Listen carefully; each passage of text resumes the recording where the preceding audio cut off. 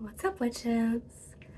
Today I want to talk to you about a topic that comes up a lot, especially within the realm of Norse paganism, and that is the concept of oaths and honor. So let's get into it.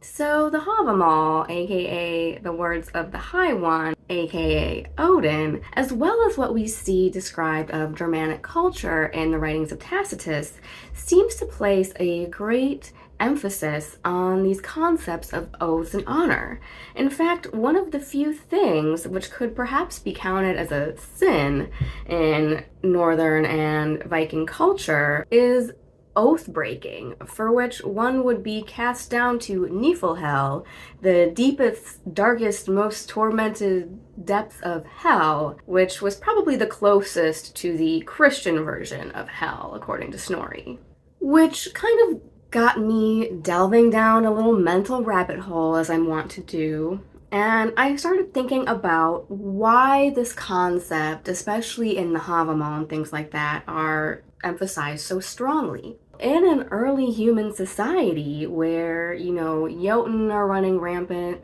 you're basically fighting for everyday survival and contesting with other tribes and groups of people for limited resources. It just leads to this overall, survival atmosphere of who can you trust? And so this concept of honor and oath keeping and keeping your word and keeping your promises becomes very important, because that is what then gives us this baseline of trust and communication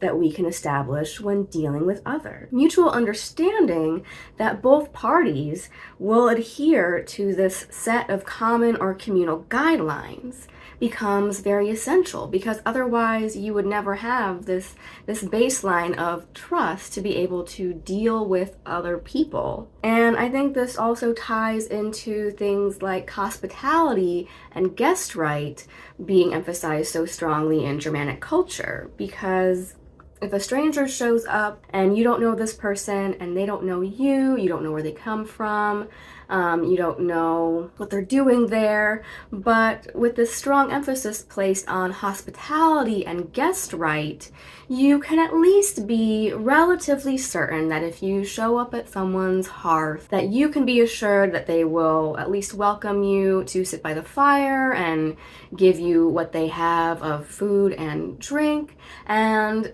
they will be able to have a baseline of trust that in exchange for providing these things, you won't rob or murder them. To delve a little bit further, it got me thinking about this magical concept that you will see within Druidry, but also within a lot of my favorite fantasy novels, which is this idea of naming with a capital N, and the importance of names, that knowing a person or a thing's true name gives you power over it. And we can see examples of things like this in the Wizard of Earthsea books, where the entire magic system is based on knowing a thing's true name to be able to manipulate and have power over it. We see it in the books The Name of the Wind, where characters are trying to learn real, like quote unquote, real magic, not based, on maybe more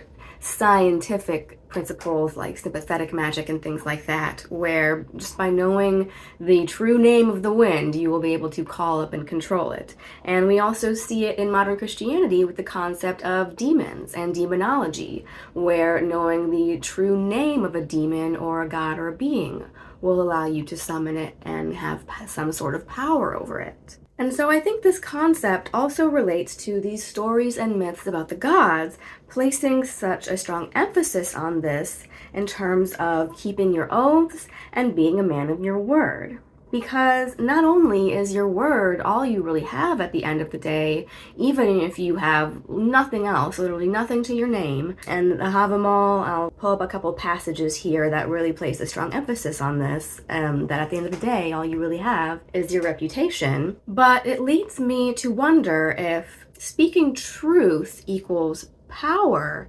Does speaking a lie diminish one's power? because you can't manifest your will into reality if your words aren't aligning with reality. And not only does this tie back into a concept that I've been bringing up a lot lately, which was the battle of dominance between the Vedic beings, the Asuras versus the Devas, where the only reason that the gods were able to gain prominence and superiority over these other beings was simply by being truthful. It also makes me wonder if that's part of why it's said that the Fae cannot lie. Maybe they can't, and or maybe they also just choose not to because they know that speaking truth leads to one having more magical ability, along with just being more trustworthy in our interactions with others. And so, to tie it back into the Norse mythology a bit, as someone who works with Loki in particular, this made me wonder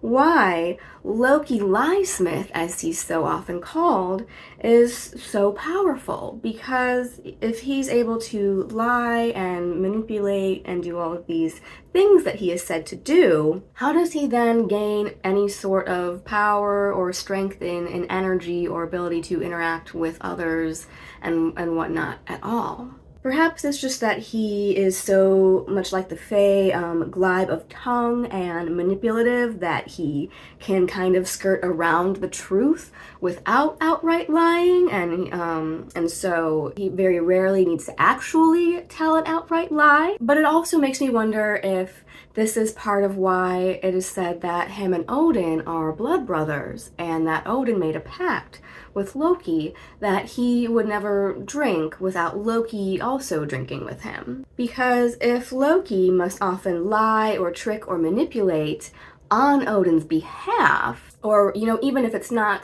strictly on Odin's behalf or at his bidding, often the things that Loki does result in benefits for the Aesir and the gods overall in the end. And so since Loki has to diminish his power by doing these things on the gods' behalf, because all of them have to maintain their truthfulness and their reputation in order to maintain their standing and the order in the world, that this is why Odin said that Loki would get to share in his offerings and thereby also perhaps share in that energy. And so he's able to kind of gain a little piece of that back by partaking in the things that Odin gets. In a lot of the myths and the sagas, and even in other myths like the Greek, the gods take hospitality and codes of honor very seriously. So likewise, so should we. Otherwise, life is just a chaotic free-for-all where anything can happen and nothing is predictable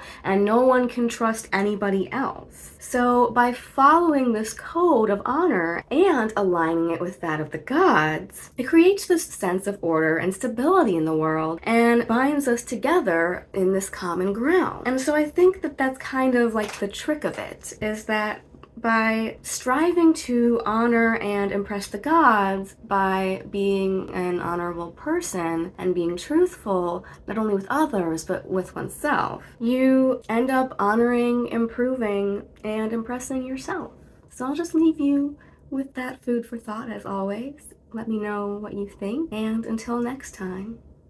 stay classy, pagan.